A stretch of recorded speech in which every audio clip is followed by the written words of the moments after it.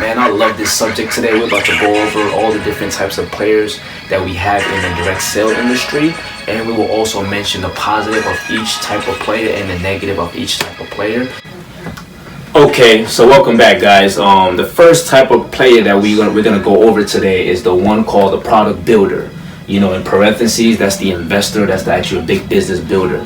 In other words, these are your ESCO owners, these are your cable owners, and also these are your home security owners. Vivint, like anyone that owns those products, they came in as this player right here. They're an investor and they're also a big business builder.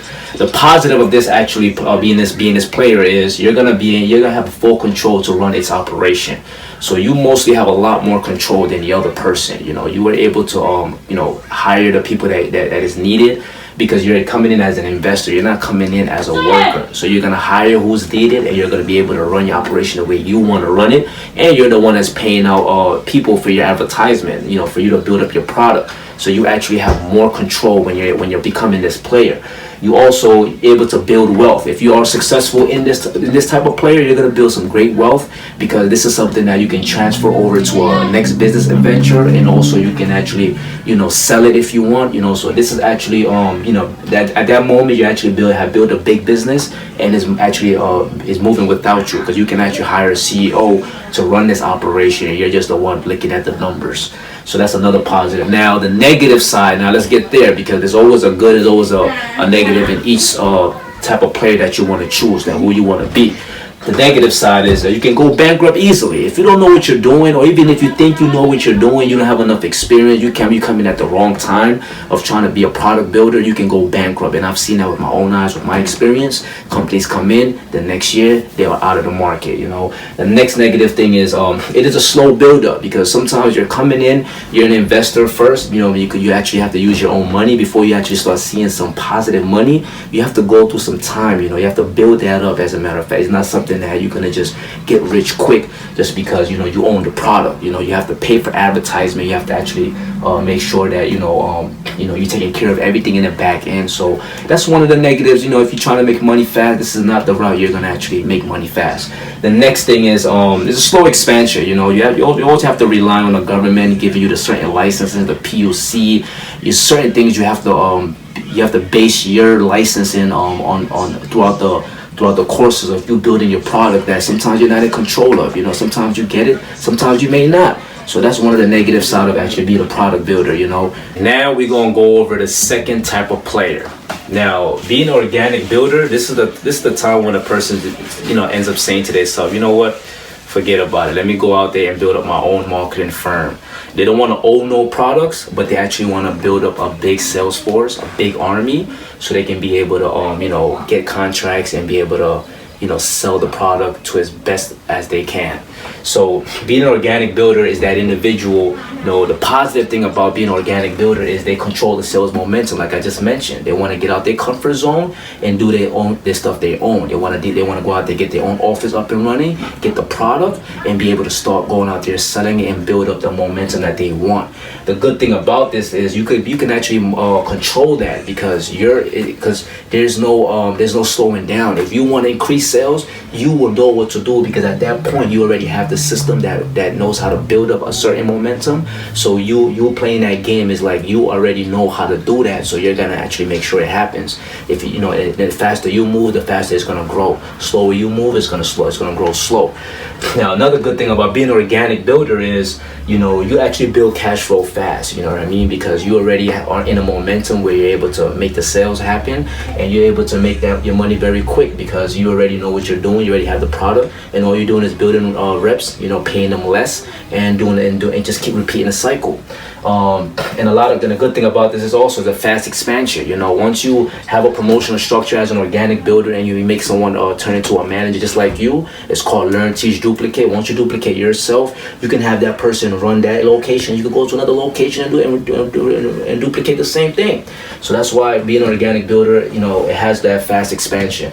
Now the negative part about being an organic builder is you have no time. You actually always out there training, helping agents make sure they make their sales. You're always out there grinding and working on different states. Like, you're not gonna have no time doing this, because this is like a mission where you are the business first, because you're self-employed.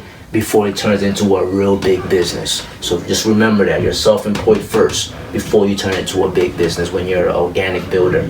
And another thing is, you become the business first, like I just mentioned. You're self-employed before you become a big business. So that's one of so that's the positive and the negative of being an organic builder. Now let's go down to the third type of player, which is the broker. In parentheses, self-employed.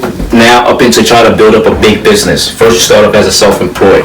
Now being a broker, one of the positive thing about it is you actually have more time. You actually you're doing things over the phone, maybe over social media. You're not doing anything physical like what you would have done being an organic builder. So that's one of the positive thing about being a broker. Also you're working on leverage income. You're actually leveraging other people. You're actually trying to sell why they should come work with you because you have a better deal for them within the other company that they're working for. So you're actually brokering out your products that you actually receive from the product builders to try to build up a big business brokerage. That's what you're actually, the type of game you're trying to play there. Now the good thing about being a broker also is you have less to no expense. The only expense that you may have is trying to make people want to work with you, and by providing maybe more bonuses or maybe more upfront cash. You're actually trying to, like I said, you're trying to sell them on why they should come work with you and leave the other company, or you're trying to provide the organic builders a better product for them to sell. So you may have a little expense, but 9 times out of 10 you barely have any expense because you don't have no brick and mortar office. You have no real employees at the moment when you start, so you have less expense when you become a broker. Now let's talk about the negative side of being a broker. One negative side is you really have less control of momentum. You're brokering out the contracts, but that don't guarantee you're gonna have the type of momentum you want, because it's not up to you to actually make it happen. It's up to the person you broker the deal to. Now if that person does well, that was a good brokerage deal. If that person don't do well, all you can do is just keep brokering out your deals that you have. So that's one of the negative thing about being a broker. And there's also a long-term foundation build-up. So in other words, you're not gonna have a big business being a broker if you actually take out the R. What does that say? Broke. Brokers are normally broke, especially the ones that don't know how to broker the right way. What normally happens is they end up brokering under another broker, and that just makes it a long time to build up a foundation. Like I'm telling you guys, I've seen that, and I've actually experienced it myself. So definitely, guys, is the one negative side of it is a long-term foundation build-up. You're not going to be rich overnight, so don't think being a broker is going to be rich. But once you actually do become successful as being a broker, you would definitely be on the other side of the quadrant, which is the big business builder.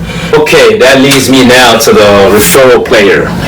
That's the second to last one I'm going to go over today, guys. Now, being a referral person, you're actually a self-employed. You're actually just working for yourself. You're not actually looking to build no big business. You're not an investor. You're just referring companies to another company. And one positive thing about that is you have no liabilities. If something happens where you actually refer one company to another company and some fraudulent activity happens, or somebody's suing somebody, your name or your company information or your name in general don't have nothing to do with it, because you have no liability. All you did was refer two parties, and you went out the way, and you're just making your money based on your referral type of game that you're playing. So that's one of the nice things about being a referral person. Another nice thing about being a referral person is you have a lot of time. After you done your transaction where you combine the two companies, you can just do whatever you want. If you have a job, you still can do your job. You can still maintain whatever you're doing, work on another business or whatever. Being a referral person, normally I see that people that actually don't really want to be in the industry, they actually rather be that person because they don't want to really have nothing to do with it. They just want to make their money because they have maybe a lot of influences, or they actually have a lot of connections. So they just decide, like, what the heck with it. Let me just, refer two people together and just work on what I'm doing, So that's one thing about being a referral person, guys. Now, the negative thing about being a referral person is actually you have no control. If something happens, to the momentum, or you make no money, you can't really do anything about it to change that around. Because once again, all you did was refer the two parties. Now it's up to them now to these, to grow the situation, or maybe it may not happen. Maybe you have to keep referring more people. Now, the next negative side about being a referral person is you definitely have high taxes also in this role, because you actually, all the money you have made is actually your net. You know, it's not under a company, it's under your name directly, most 9 times out of 10. And also you have pretty much, you have no type of foundation you're building, you know, after everything, you know.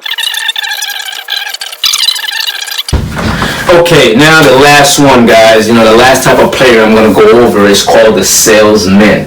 You know, one thing about being a salesman, you know, being a seller in general, one of the positive things that I've actually experienced myself is you actually get to make a lot of more money than you will make in a 9 to 5, you know, because like Jim Rome always stated in one of his quotes, you know, profits are always better than wages. You know, if you can make something for selling something and get the payment right away, it's better than someone putting how much you can get paid per hour.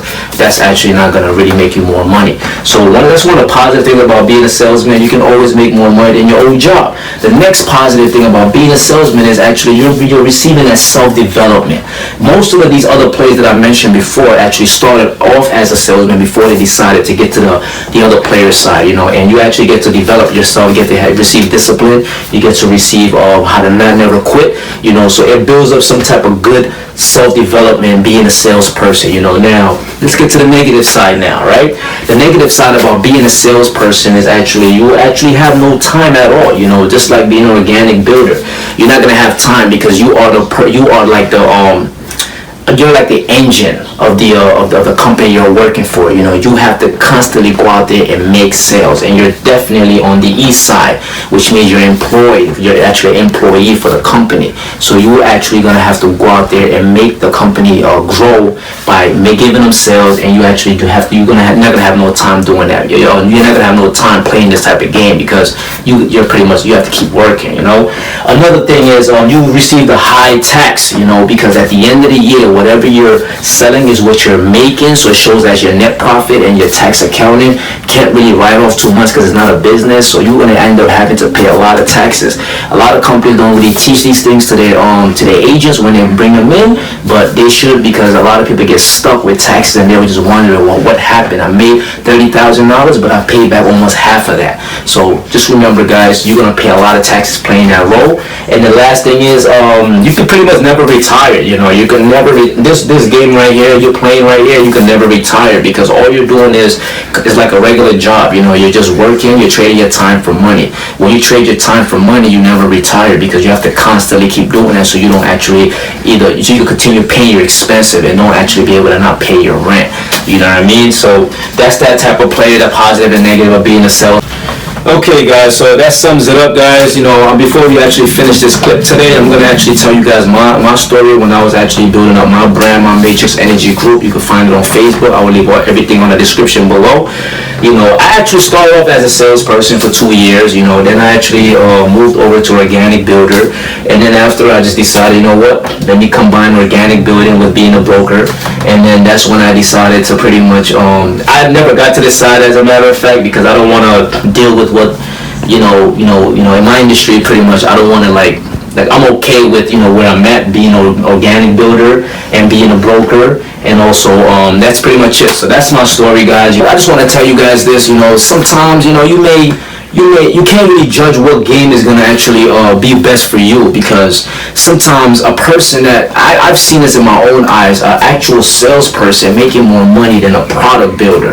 So don't ever look at titles and think that, oh my God, I'm going to make more money over here. You should look at what your strengths are and what you can provide to the market that you're in, and how you can make money in that manner. Don't look at it if I go here I can make more money. It doesn't work that way. Making more money is not really what you should look at. You should look at what skills you have, so you can actually maintain the best growth, you know, and eventually build a big business out of it, you know, because out of all of them, yes, you want to go after the ones that have the big business option, because those are the ones that you're really actually building a business, but the other ones are pretty much where a lot of people start off at, or where they end at. You know, people normally start off as salesperson, but they normally end over here if they can't really maintain building a big business anymore, and that normally happens a lot in the industry. You know, you can definitely definitely go deep into this. You know, there's individuals that I know of successful companies that actually combines everything together, and those are the ones that knows what they're doing, because when they combine being a product builder, organic builder, broker, they actually have mastered the game, you know. And honestly, you know, like I said, you have salesperson making more money than product builders, you got product builders making more money than organic builders, you got organic builders making more money than product builders. It's really up to you and how you master what you're doing, you know what I mean, at the end of the day. You know, making more money is not what you should worry about, because you can do that in any of these phases, you know. But the question is, what are you really trying to build? That's what you got to ask yourself. If you like what you're watching, then don't forget to subscribe to the video. We will have more in depth of all these type of players, you know, coming soon. We will also create something that you can actually help yourself to build up a successful whatever player you want to be. So yeah, just leave a comment below, and also don't forget to like the video. You know, share this video with all your friends that you know that's in sales or is actually one of these players, and just let them, you know, leave a comment below on what type of player they would like to be, or what type of player they are right now. You know, and that's it, guys. We'll see you in the next video. You know, thanks for coming to watch this one.